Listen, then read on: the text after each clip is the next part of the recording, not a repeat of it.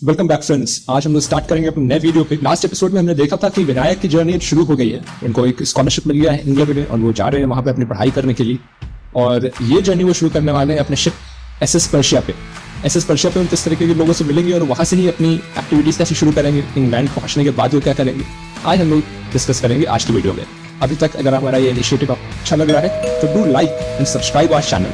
साथ ही अगर ये वीडियो आपको पसंद है तो अन्य अपने फ्रेंड्स और फैमिलीज में जरूर शेयर करें। शेयर करना ना भूलें। Let's begin.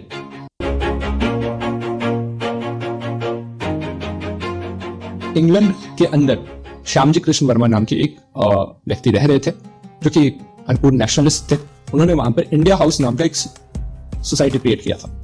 India house basically आप समझ लीजिए कि एक हॉस्टल था जो जहाँ पर भारत के स्टूडेंट्स जो कि नेशनलिस्टिक फर्वर से खड़े हुए हैं, जिनको देश प्रेम है और जो क्रांतिकारी एक्टिविटीज में पार्टिसिपेट करना चाहते हैं, देश की सेवा करना चाहते हैं, वो वहाँ पे जाते थे। वहाँ पे एक दूसरे इंटरेक्ट करते थे, साथ ही साथ वहाँ रह करके कम खर्चे में रह करके अपनी पढ़ाई भी कंप्लीट करते थे। यहाँ पे जाने के लिए कुछ स्कॉलरशिप थी जिसकी कुछ शर्तें थी और वो शर्तें कंप्लीट करके विनायक वो स्कॉलरशिप के लिए एलिजिबल हो गए हैं और उनको अब इंग्लैंड की ओर रवाना होना है। ये रवानगी उनकी होती है एसएस पर्शिया नाम के शिप पे।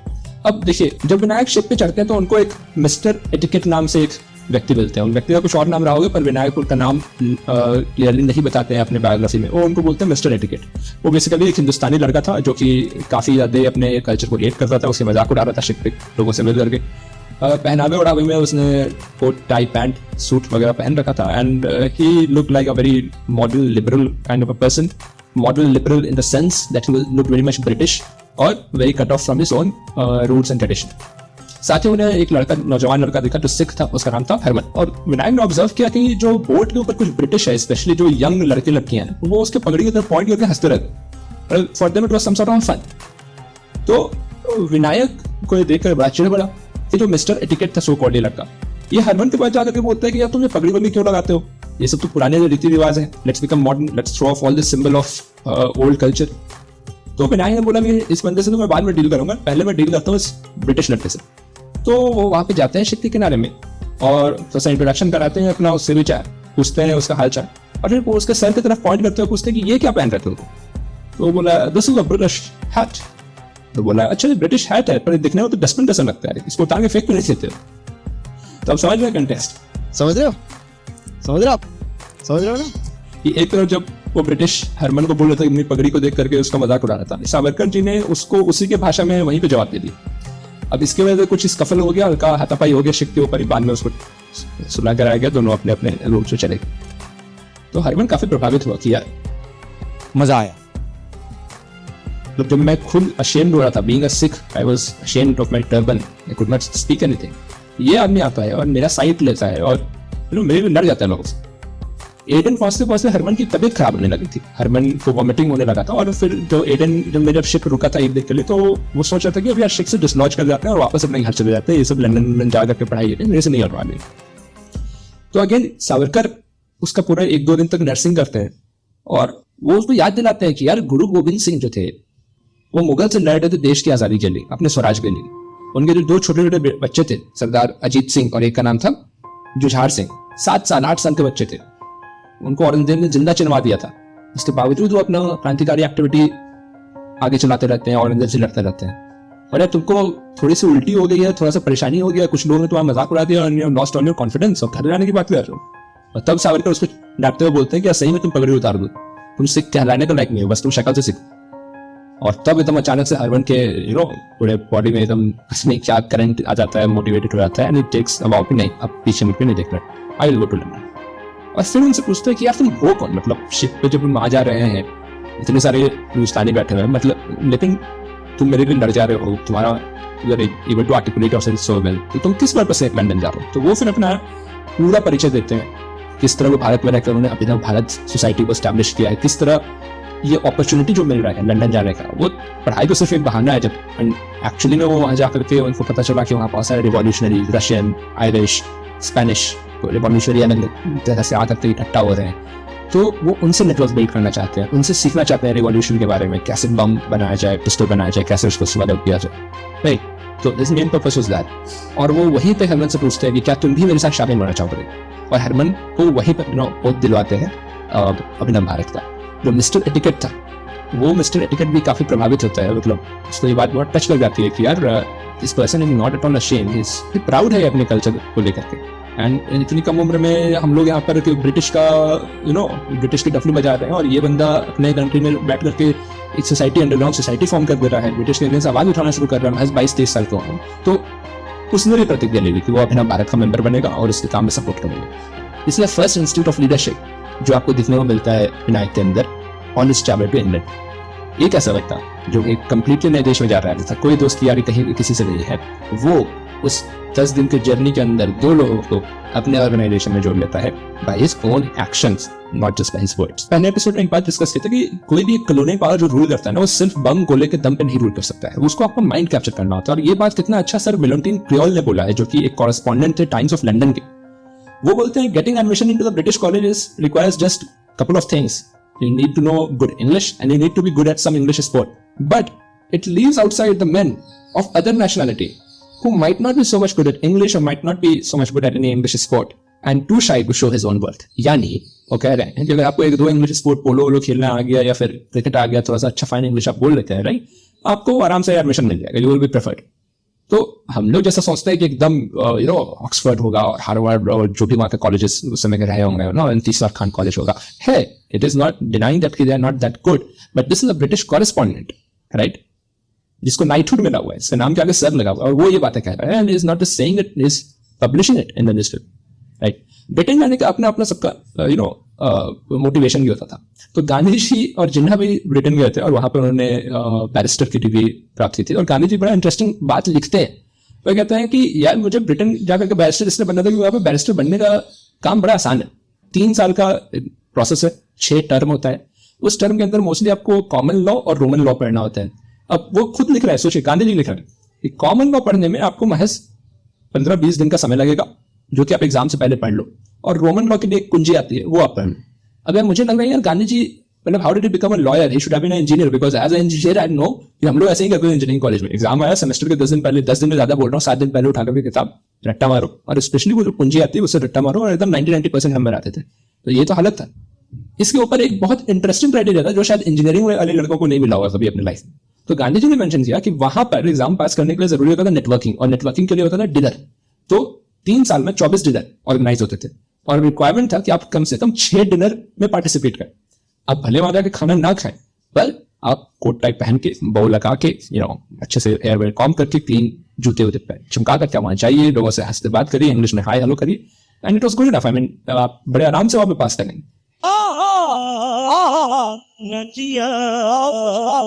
सोचिए कि क्या स्टैंडर्ड रहा है बैरिस्टर बनने का, क्या नॉलेज, कितना नॉलेज चाहिए। तो देखते हैं कि ओह फलाना जिन्ना और गांधी वहां से बैरिस्टर बनते आ रहा है, तो गांधी जी खुद अपने आप को डिस्क्राइब कर रहे हैं कितनी तो उन्होंने वकालत की पढ़ाई वहां पे की थी और कितना एफर्ट वहां पे लेना। बट बात होती है कि सावरकर जी क्यों जा रहे थे, तो एज आई सेड कि उन्होंने क्लियरली बोला था कि वहां पे जाना मेरे लिए, पढ़ाई करना सिर्फ एक बहाना है, इतना समय मिलेगा, इतना आसान है वहां पे कोर्स पास करना, ताकि मैं बाकी समय यूज करके रिवॉल्यूशनरी से लीड करूं, वहां पे अपना टीम क्रिएट करूं, and we can plan something to how to overthrow British Empire and create some kind of an international plot to overturn the empire. तो ये तो उनके दिमाग में चल रहा था, और ये कोई 50 साल के बहुत वेटरन और पॉलिटिकल लीडर नहीं थे उस समय, महज 22-23 साल के लड़के थे जो अपने घर से बाहर जा रहे थे for the first time in his life. In London पहुंच के सबसे इंपॉर्टेंट काम जो करते हैं सावरकर कि he starts writing a series of letter, कहते हैं लंदन की बातें पात्रे, यानी लेटर्स फ्रॉम लंदन। इसमें बहुत सारे टॉपिक्स पे वो लिखते हैं, और सबसे एसेंशियल टॉपिक जो उनके अटेंशन को कैच करता है, suffrage movement of women. Suffrage movement of women एक वो मूवमेंट था जहां पर वहां ब्रिटेन की औरतें आकर के अपने वोट देने के हक को मांग रही। सोचिए, ब्रिटेन अपने आप को most civilised and rule of law based nation बोलता था, बट वहां पे औरतों को वोट देने का अधिकार नहीं था। और सावरकर ये देखते काफी प्रभावित होते हैं किस इंटेंसिटी के साथ वहां की औरतें सड़क को उतर रही थी, पिकेटिंग कर रही थी, धरना दे रही थी और नॉन कॉपरेशन कर रही थी। और जब वो कंपेयर करते हैं कि यार कांग्रेस क्या कर रहा है, मतलब काउंसिल में बैठ करके सर प्लीज टैक्स कम कर दीजिए, सर प्लीज थोड़ा 100 लड़कों को और नौकरी दे दीजिए, is this what we have built Congress for, ये उनके दिमाग में था। तो उन्होंने गुस्से में आकर एक पत्र लिख दिया कि किसी कांग्रेस नेता को कि भाई आप लंदन आइए, यहाँ पे सीखिए कि किस तरीके से प्रोटेस्ट किया जाता है, मूवमेंट किया जाता है, प्रेयर एंड पिटीशन से आपको आज़ादी नहीं मिलने वाली। साथ ही साथ सावरकर जी का एक प्लान था कि वहां बैठे जितने इंडियन रिवॉल्यूशनरीज या इंडियन क्रांतिकारी स्वभाव के जो व्यक्ति हैं, उनसे एक नेटवर्क बिल्ड करना, और यहाँ पर उनकी फिर से एक बार लीडरशिप निकल करके आती है, क्योंकि मैं जिन लोगों का नाम अभी आपको बताऊंगा वो लोग आगे चल करके काफी प्रभावशाली लोग बने, लोगों ने काफी मूवमेंट्स किए, काफी रिवॉल्यूशनरी ऑर्गेनाइजेशन सेटअप किए, राइट। और एक से एक व्यक्ति थे, इनमें सबसे पहला नाम था लाला हरदयाल का। जनरल डॉयर लाला हरदयाल के बारे में कहते हैं कि he was one of the most sinister revolutionaries of his times. जब उनसे पूछा गया कि आप ऐसा क्यों कहते हैं, तो वो बोलते हैं कि इट इज नॉट बिकॉज कि वो बस बम गोला मारता था, it was because that he was a very sharp minded person, काफी एरुडाइट पर्सनैलिटी था। वो पंजाब यूनिवर्सिटी में के टॉपर रहे थे, गोल्ड मेडलिस्ट रहे थे, and he was a master of arts in that time, आज से 100 साल पहले।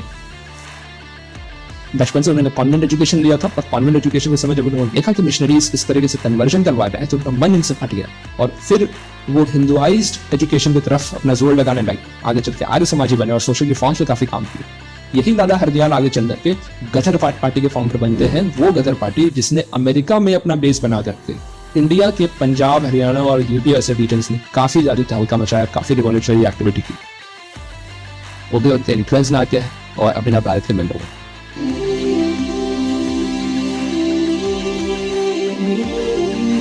मदन लाल ढींगरा से मिलते हैं, again he was a very prominent leader. इसके बाद वो भाई परमानंद से मिलते हैं। भाई परमानंद भी MA history and political science थे, वो तो इंडिया में पढ़ा रहे थे। उनको भी इंडिया हाउस से स्कॉलरशिप मिल गया, तो डबल एमए करने के लिए इंग्लैंड चले गए। इन इस कोर्स उन्होंने एक थीसिस पब्लिश की जिसका टाइटल था ब्रिटिश पावर इन इंडिया। ये थीसिस पब्लिश नहीं हो पाई, तो जब उन्होंने अपने टीचर से पूछा कि क्यों नहीं पब्लिश होने दिया आपने, तो उनके टीचर बोलते हैं this is one of the most brilliant thesis I have seen, but इसका क्रिटिसिज्म ऑफ ब्रिटिश गवर्नमेंट इतना शार्प है that I won't risk my job by publishing it. वो भी उनके इन्फ्लुएंस में आते हैं और अभिनव भारत के मेंबर में।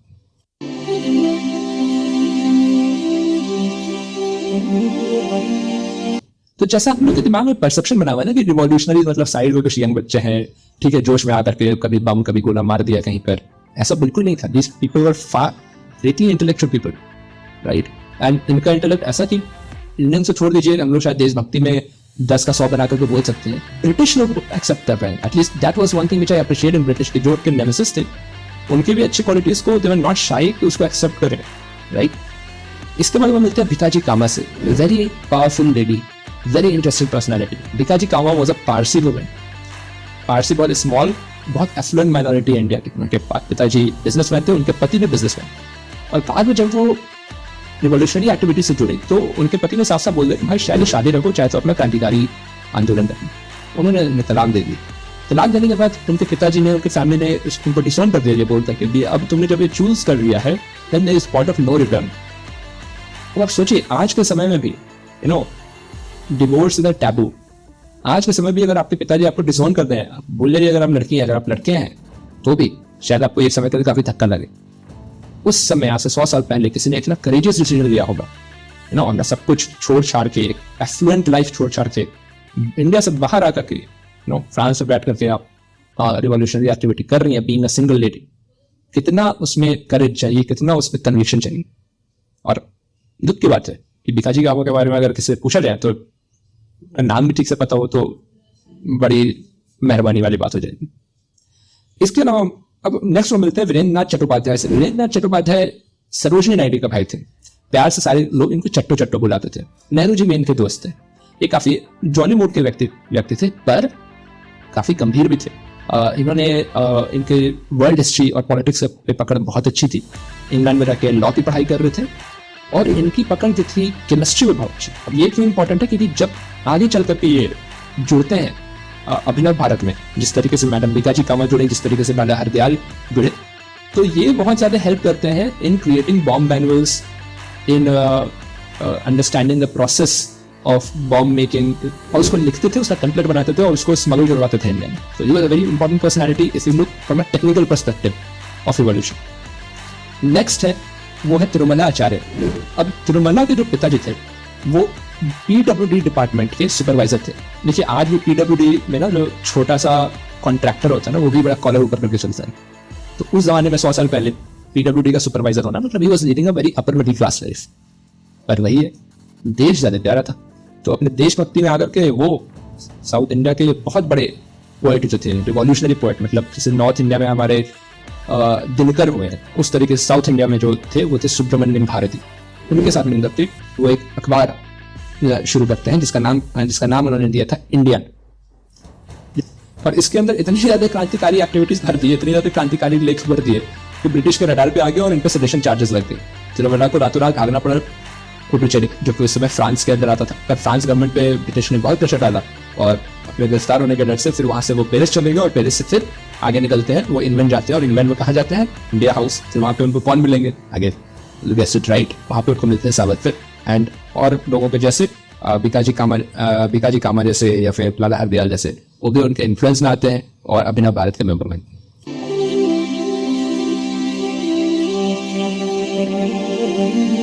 आखिर में हम लोग डिस्कस करेंगे एक क्रांतिकारी के बारे में जिसका नाम था महादेव बापट। इनको क्रांतिकारियों की दुनिया में, उनके पार्लमेंट्स में सेनापति बापट भी बोलते हैं। अब आप सोचिए कि कितना बड़ा इनको नाम और ओहदा दिया गया। पर सेनापति वो सिर्फ मस्कुलर शक्ति की वजह से नहीं बने, उनकी बौद्धिक क्षमता भी वैसे थी। बापट जिस समय लंदन में थे तो उस समय उन्होंने कुछ लेख लिखे वहां के पत्र में, न्यूज पेपर्स में, और वो लेख पहुंचे वहां के लेबर पार्टी के मेंबर ऑफ पार्लियामेंट के पास जिनका नाम था लॉर्ड डिंगीवॉल। और डिंगीवॉल इनसे इतने प्रभावित हुए कि उनको बुलाते हैं, उनसे डिस्कस करते हैं तो अंडरस्टैंड कि किस तरीके के रिफॉर्म्स लाए जा सकते हैं so that British imperialism India में एंड हो। अब आप समझिए कि इस लेवल के लोग वहां पर बैठ करके सावरकर जी से मिल रहे हैं और उनसे एलिजेंस अपना ले रहे हैं। बापट अपने ऑटोबायोग्राफी में बाद में लिखते हैं कि सावरकर से मिलने से पहले मुझे हमेशा लगता था कि मुझे ब्रिटिश के अगेंस्ट कुछ करना है, कुछ गतिविधि करनी है, और वो गतिविधि में सोचता था कि क्या हो सकता है, चाहे तो मैं पैम्फलेट बांटूंगा या धरना दूंगा, ऐसे कर सकता। बट सावरकर ने मुझे एक रास्ता दिखाया और हेमचंद्र दास और मिर्जा अब्बास के साथ मिलकर फिर मुझे पेरिस जाने को कहा, जहां पर हम रशियन रिवॉल्यूशनरीज से मिलकर के बॉम्ब बनाने की ट्रेनिंग, पिस्टल्स चलाने की ट्रेनिंग और ये सब गतिविधियों को हम लोग सीख रहे थे। और साथ ही साथ ये समझ रहे थे कि किस तरीके से हम लोग ये सब बॉम्ब और पिस्टल्स एक्सेट्रा हम लोग भारत के अंदर इम्पोर्ट कर सकें और यहाँ पे भी एक क्रांतिकारी आंदोलन खड़ा कर सकें। तो अब इतनी बात तो क्लियर हो जाती है दोस्तों कि सावरकर कोई एक आम क्रांतिकारी नहीं थे जो एक दिन उठते हैं और सोचते हैं कि चलो ब्रिटिश बहुत दबाव डाल रहे हैं भारत के ऊपर, बहुत एक्सप्लॉयटेशन कर रहे हैं, तो मैं भी जाकर सिर्फ बम फोड़ लूं। वो भी अपने में एक महान और बहुत डेयरिंग एक्टिविटी है। बट सावरकर इससे आगे थे, वो एक चिंतक थे, वो एक रिफॉर्मर थे, वो एक स्ट्रेटेजिस्ट थे और उनकी बौद्धिक क्षमता ऐसी थी, उनकी लीडरशिप स्किल्स ऐसी थी, he was able to lead by action, जिसकी वजह से ऐसे ऐसे इन्फ्लुएंशियल लोग, जो कोई तो कहीं अमीर घर से आई बेटी है किसी की, कोई फ्यूचर में फाउंडर ऑफ गदर पार्टी बनने वाला है, कोई अपने न्यूज़पेपर चला रहा था, पढ़ा लिखा व्यक्ति है, ऐसे ऐसे लोग सावरकर से इन्फ्लुएंस हो। तो ये आप सावरकर जी को क्रिटिसाइज करिए, ना पसंद करिए, या आप सावरकर जी को पसंद करिए, दोनों चीज़ों को साइड में रखते हुए हमें ये ध्यान देना चाहिए कि इतने बड़े व्यक्तित्व के बारे में अगर हम आधा पन्ना भी नहीं लिख पाते हैं, इनके बारे में हमारी नॉलेज, हमारा इंफॉर्मेशन एकदम गौण है, तो हमें खुद से क्वेश्चन करना पड़ेगा कि क्या हमें इतिहास जो पढ़ाया गया है वो पूरा पढ़ाया गया है, या फिर हमें उसको समझने की, उसको जानकारी प्राप्त करने में कहीं इनसे कमी रह गई है और उसके लिए हमें और एफर्ट डालना चाहिए। नेक्स्ट एपिसोड में हम देखेंगे एक ऐसे व्यक्ति के बारे में जिससे सावरकर जी मिलते तो जरूर है, बट अनलाइक दीज पीपल वो उनसे उतना उनका तालमेल नहीं जम पाता है। क्यों नहीं जम पाता है, वो व्यक्ति कौन थे, आने वाले एपिसोड में मिलेंगे तो हम देखेंगे। So do like and share this video with your friend and family members and मिलते हैं नेक्स्ट एपिसोड में। तब तक के लिए टेक केयर, बाय बाय।